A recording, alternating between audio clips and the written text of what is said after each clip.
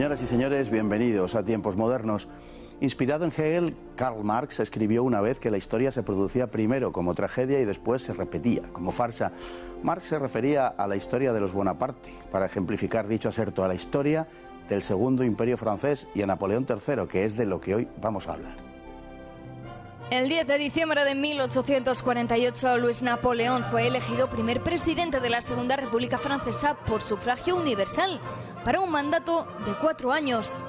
Pero el ambicioso sobrino de Bonaparte no tenía pensado retirarse transcurrido ese lapso de tiempo. Así que, cuando se acercaba la fecha en que expiraba su mandato, y tras negarse la Asamblea a modificar la Constitución para permitir que fuese reelegido, preparó un golpe de Estado que tuvo lugar el 2 de diciembre de 1851 y que fue ratificado mediante sufragio censitario.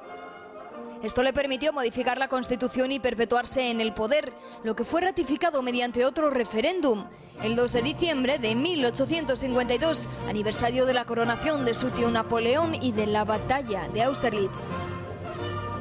La proclamación del imperio resultó en sus inicios una reacción contra el democratismo de la República, pero pronto fue adoptando formas más liberales y de menor restricción de las libertades, transformándose en una monarquía constitucional. Sin embargo, jamás perdió su tendencia a la grandiosidad, tanto en el plano interno como en el exterior. Las puestas en escena del poder imperial, las exposiciones universales, la Reforma de París, que se transformó en la ciudad de grandes avenidas que es hoy, los publicitados viajes del matrimonio imperial de Napoleón y Eugenia de Montijo dentro y fuera de Francia, junto al despertar de un arte sincrético que pretendía recoger la herencia de lo mejor del pasado artístico francés, proyectó la idea de un renacer de la grandeza francesa en su vertiente imperial. La política exterior de Napoleón III acompañaba esta visión. Mientras proclamaba que el imperio significa la paz, emprendió una serie de vigorosas campañas militares: Guerra de Crimea, guerras italianas, expedición a la Conchinchina, expedición a México y crisis de Luxemburgo. Las dos últimas resultaron un fiasco y, sobre todo, la crisis de Luxemburgo llevó a un enfrentamiento abierto con Prusia que desembocaría en la desastrosa Guerra Franco-Prusiana de 1870, el fin del Segundo Imperio y comienzo de la Tercera República. La historia del Segundo Imperio francés puede dividirse en dos grandes periodos y un tercero más reducido. Durante los 8 primeros años, el gobierno de Napoleón III fue abiertamente autoritario, pero en 1861 comenzaron a fallarle los apoyos de la Iglesia y la burguesía, y el imperio tomó un aspecto más liberal y respetuoso de las libertades, al tiempo que la bonanza económica amainaba. Finalmente, desde 1868 se produce un mayor protagonismo de la oposición y del reformismo del poder. La historia económica y social del Segundo Imperio fue genéricamente exitosa, aunque al final se encontraba en crisis. Para los ahorros de la clase media fue una buena época, y las obras públicas y los ferrocarriles conocieron un momento de crecimiento muy notable. Incluso el emperador propuso la creación de una moneda común europea y legalizó el derecho de huelga, las primeras organizaciones obreras, comedores para pobres, seguros obreros, los primeros sistemas de jubilación y el desarrollo de la educación popular. Don Jorge Álvarez, muy bienvenido. Muy buenas noches, ¿qué tal? Pues, bueno, vamos a hablar del Segundo Imperio Francés, de su protagonista, Napoleón III, y mucha gente se pregunta que tenemos un Napoleón I, un Napoleón III, pero ¿qué se hizo del Napoleón II? Sí, es como el eslabón perdido, ¿no? En la dinastía Bonaparte. Napoleón II realmente no llegó a reinar nunca, era el hijo del famoso Napoleón, del primer Napoleón Bonaparte, y de su segunda mujer, que era la hija del emperador de Austria. Y una vez Napoleón fue derrotado en Austerlitz, los fieles a Bonaparte lo proclamaron emperador en París, pero el joven, que tenía 4 o 5 años, estaba viviendo en Austria con su familia materna y realmente nunca llegó a tomar el cargo de emperador. Entonces nunca se ejerció como Napoleón II. De hecho, murió joven, murió con 21 años, pero toda su corta vida la pasó en Austria, donde fue muy leal a su abuelo y a su madre, y aunque siempre mantuvo cierto cariño por la figura de su padre, fue mucho más austriaco que francés. Luego realmente no llegó nunca a ejercer ni a funcionar como un emperador francés. Bueno, volviendo a Napoleón III, que es el que nos ocupa hoy, es un caso inédito, podemos decir. Fue el único presidente de la Segunda República Francesa y el único emperador del Segundo Imperio Francés. Sí, fue un personaje único en todos los aspectos, ¿no? Era, desde pequeño él siempre había tenido esta idea de que estaba llamado a retomar un poco el relevo, ¿no? Tomar el testigo de su tío abuelo Napoleón I, y se presentó después de haber vivido en el exilio durante toda su vida, puesto que los Bonaparte habían sido prohibidos en Francia tras la restauración borbónica. Cuando la revolución de 1848, que expulsó a la última monarquía, la monarquía de Luis Felipe de Orleans, él volvió y aprovechó las elecciones de la República para presentarse a presidente. Y lo que ocurrió es que consiguió una victoria abrumadora, en gran medida porque la mayoría de las masas, fue la primera votación, como hemos visto, por sufragio universal. La mayoría de las masas, que no entendían mucho de política ni se sentían representadas por los partidos políticos del momento, sí que se sintieron mucho más atraídos por el apellido de un Bonaparte. Y él jugó siempre muy bien con esa idea de recuperar la gloria y recuperar el prestigio. Y mientras que gran parte de la clase política francesa peleaba por cuestiones mucho más técnicas que solo afectaban a la burguesía, él siempre supo aspirar a cuestiones quizá más populistas, quizá más superficiales, pero que gustaban al pueblo francés en general y lo movilizaban. Y de ahí su gran apoyo popular entre las masas, con el cual, como hemos visto, no solo ganó las elecciones a presidente de la República en el 48, sino que en el 51 dio un autogolpe de Estado incruento y se proclamó emperador, en general entre aclamación popular. Y en el plano más privado, aunque también tuvo una proyección pública muy clara, porque además Napoleón III lo quiso proyectar así, no podemos olvidar que se casó con Eugenia de Montijo. Sí, señor, una aristócrata española. Una elección extraña, porque aunque era de una familia de alta alcurnia, emparentada con los duques de Alba, no pertenecía a ninguna de las grandes casas reales europeas, ni suponía ningún tipo de alianza estratégica interesante. En este caso, el matrimonio de Napoleón III con Eugenia de Montijo fue puramente por amor. Él la conoció en París y se enamoró perdidamente de ella. Ella y su familia, su madre también, y sus hermanas eran figuras sociales muy conocidas en lo que era la alta sociedad aristocrática europea, habían viajado mucho entre distintas cortes, y Napoleón III quedó prendado de Eugenia de Montijo y se empeñó en que quería contraer matrimonio con ella, incluso aunque, como digo, no fuese una opción muy lógica para un hombre tan ambicioso y que estaba intentando construir un proyecto imperial como era Napoleón III.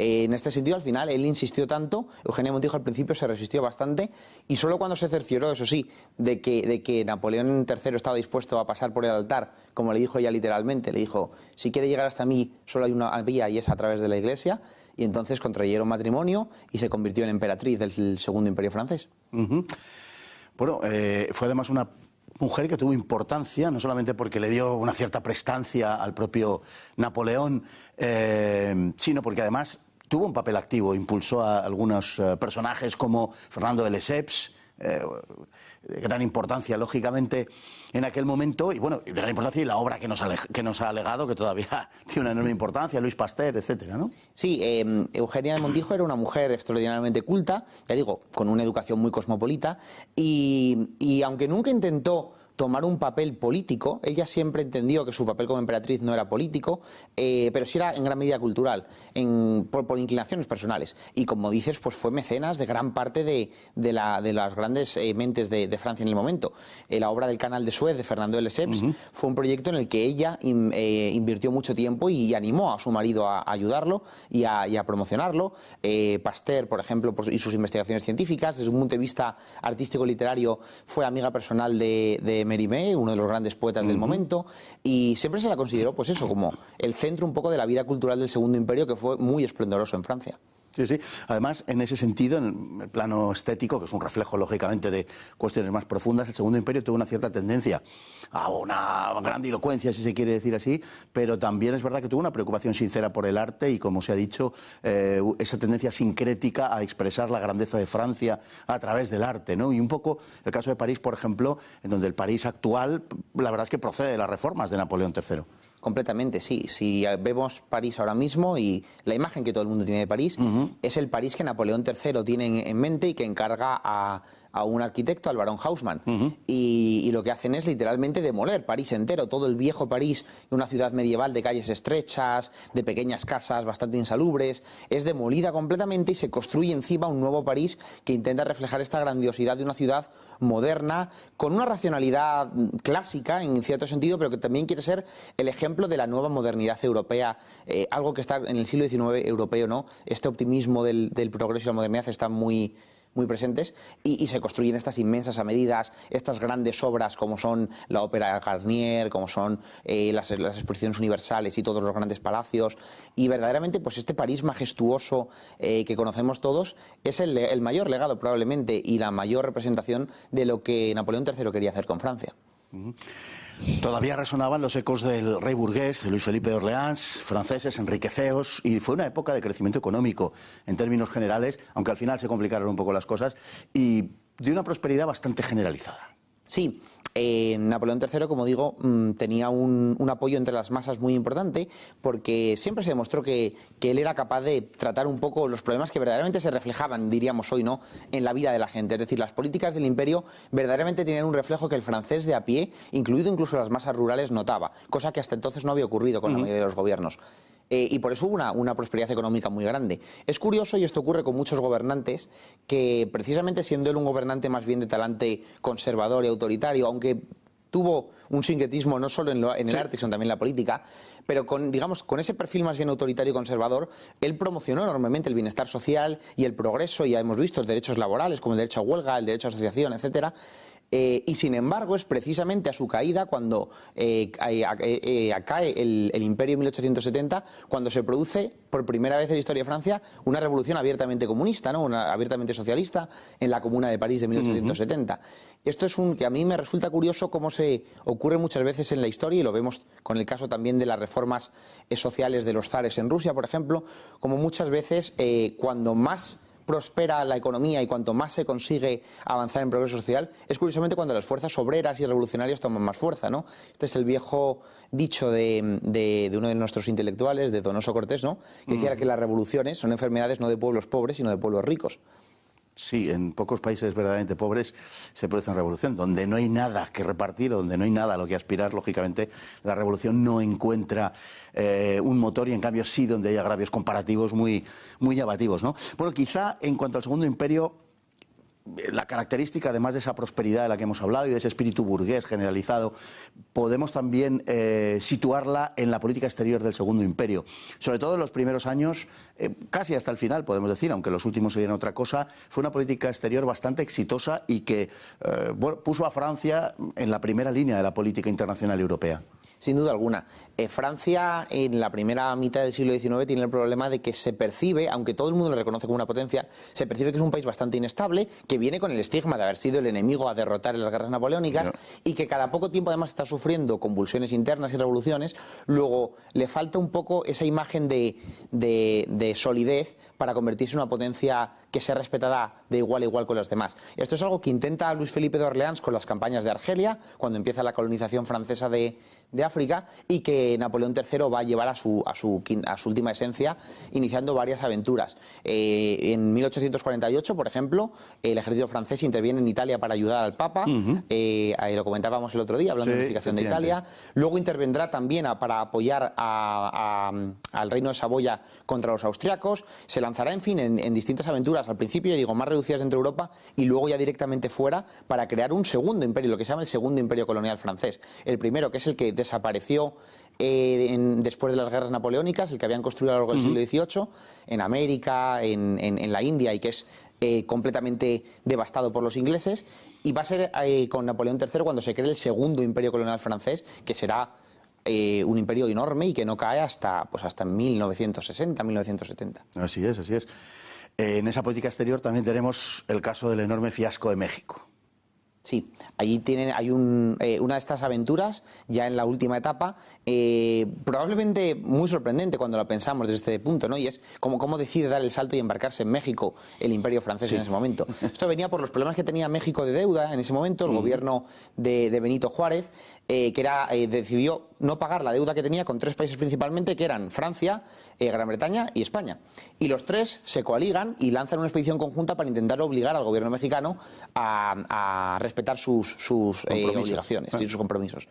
Gran Bretaña y España se retiran rápidamente en cuanto consiguen ciertas garantías, pero Napoleón III ve que aquí hay una oportunidad de gloria, ¿no? Esa persecución de la gloria colonial que está buscando, y decide deponer al gobierno mexicano y establecer un imperio en México con apoyo militar francés, y le da la corona, curiosamente, al que hasta entonces había sido en sus rivales, a los Habsburgo austriacos. Hace un acuerdo con el emperador por el cual un hermano del emperador de Austria, Maximiliano, se convierte en primer emperador de México con apoyo de las tropas francesas. Este experimento del imperio mexicano va a salir mal, habrá una resistencia muy fuerte por parte de sectores de la población mexicana, de Benito Juárez, que él sigue resistiendo como presidente legítimo, y luego además la oposición de Estados Unidos, que para nada quiere ver a potencias europeas en lo que llama su hemisferio, ¿no? La doctrina Monroe, y finalmente pues esta conjunción de factores hará que el imperio mexicano caiga. Maximiliano es fusilado por los rebeldes mexicanos, y para Francia es un golpe de prestigio enorme el haber sido incapaz de defender a este emperador que había colocado. Sí, desde luego, y un golpe todavía peor porque le tocó de más cerca y porque al final supondría, en último análisis, el final del propio imperio francés y el gobierno de Luis Napoleón, es la crisis de Luxemburgo, precisamente, que utiliza Bismarck de una forma, bueno, enormemente hábil, digamos, para inducir a Napoleón a declararle la guerra, que era exactamente lo que Bismarck quería, que hubiera una guerra entre ellos, pero no ser él el que la declarase. Sí, yo diría que lo utiliza de una forma bismarquiana, ¿no? Absolutamente bismarquiana. Precisamente, ¿no? Muy en su esencia. Sí, la caída del imperio francés, del segundo imperio francés, va a venir por el ascenso de Alemania como gran potencia unificada. Y es Bismarck el ejecutor del imperio francés. Una vez él ha derrotado, Bismarck consigue derrotar primero a Austria, que era el principal escollo para unificar a Alemania. Se da cuenta de que lo que necesita, si Alemania quiere ser una potencia, es derrotar a este imperio francés tan grandilocuente y con tantas ambiciones de ejercer como potencia central en Europa. Y para eso va a utilizar la disputa sobre Luxemburgo, en la que él hace entender a Napoleón III que le va a permitir anexionarse Luxemburgo a cambio de que se mantenga neutral en las guerras de unificación alemana. Napoleón III acepta, se mantiene neutral, y cuando intenta anexionarse Luxemburgo, Bismarck se opone, rompiendo un poco el contrato tácito pero nunca firmado que tenían. Y esto, claro, indigna a Napoleón III, y en 1870 van a la guerra franco-prusiana, en la cual, para sorpresa de casi todo el mundo, el ejército prusiano aplasta de forma abrumadora al ejército francés, y el propio Napoleón III es capturado en batalla, en la batalla de Sedan, cae en manos de las tropas alemanas, y con esto colapsa el imperio. Fue un factor importante, efectivamente, en el colapso del imperio, el hecho de que Napoleón III se empecinase en estar al frente de las tropas, y al estarlo, y al ser hecho prisionero por los prusianos, prácticamente podemos decir que fue el golpe de gracia político al Segundo Imperio. Quizá si Napoleón no hubiera sido hecho prisionero, es posible que hubiera podido sobrevivir el sistema. Sí, es probable. Aquí entramos, ¿no?, en el campo fantástico, claro, pero polémico de la historia-ficción. Si él se hubiese mantenido quizás en París, y la derrota era inevitable, el ejército francés no estaba preparado para enfrentarse al alemán, claramente la guerra lo hubiese perdido, pero Bismarck tampoco quería la caída del imperio, no le interesaba, quería una Francia estable, y probablemente hubiese podido mantener el poder Napoleón III y haber controlado los sucesos de la Comuna de París, en los cuales se acabó proclamando la República. Pero fue ese empecinamiento en dirigir a sus tropas a la batalla, muy francés por otra parte, no es el primer monarca francés que cae prisionero en combate. Fue este empecinamiento en dirigir las tropas lo que hizo que su imperio, según él fue derrotado, automáticamente colapsase, y la oposición, que como hemos visto ha ido creciendo a lo largo de todos los años, cada vez había sido haciéndose mayor, la oposición hacia su gobierno aprovecha para proclamar la República, que se convertirá en la Tercera República Francesa, un régimen en muchos aspectos completamente antitético al proyecto de Napoleón III. Sí, sí. Hubo también un Napoleón IV. Sí. Un personaje todavía menos conocido que el Napoleón II. Sí, y que ocurre una cosa absolutamente sorprendente, ¿no? Y es que el último de los Bonaparte, ¿no?, este Napoleón IV, muere en Sudáfrica luchando contra los zulúes. Sí. Como oficial del ejército británico, es decir, un Napoleón Bonaparte luchando en el ejército británico y que muere luchando contra los zulúes. Pero efectivamente, una vez Napoleón III es derrotado y su imperio cae, él se exilia a Inglaterra, y junto con Eugenia de Montijo se van a vivir a Londres, y a su hijo, al que iba a ser el heredero, Napoleón, lo alistan en el ejército inglés. Él se alistará para la campaña de Zululandia de 1879, en la cual está la famosa derrota de Isanguana, en la que los zulúes aplastan al ejército inglés, y en las postrimerías de Isanguana, durante esta guerra, en una escaramuza, pues Napoleón va a ser sorprendido por una partida de zulúes que acaban con su vida, y que llevó a exclamar, ¿no?, una frase que se ha repetido muchas veces cuando se habla de la guerra, de las guerras zulúes, al primer ministro británico de Israel, ¿no?, que decía: ¿quién es este pueblo que ha acabado con una dinastía centenaria? Sí, señor. Bueno, en un análisis global final tenemos que decir que el periodo de Napoleón III ha sido habitualmente evitado e incluso execrado por la historiografía francesa, pero que en los últimos tiempos parece que hay una cierta revaloración más positiva, o una, como se dice ahora, revisitación positiva o más positiva o menos negativa de lo que había venido siendo tradicional, ¿no?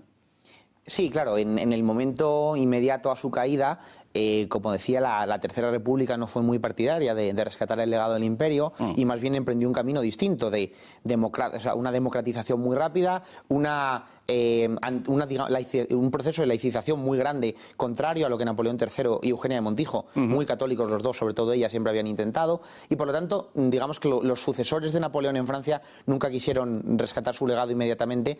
Como pasa muchas veces, la historia ha hecho justicia, y cuando las pasiones políticas se han enfriado un poco, se ha visto que el imperio fue una etapa de estabilidad extraña en la Francia del siglo XIX, y que trajo mucha prosperidad material, con una política exterior quizá más dudosa, ¿no?, más aventurera, pero que sin duda alguna tuvo sus puntos buenos y sus puntos malos, ¿no?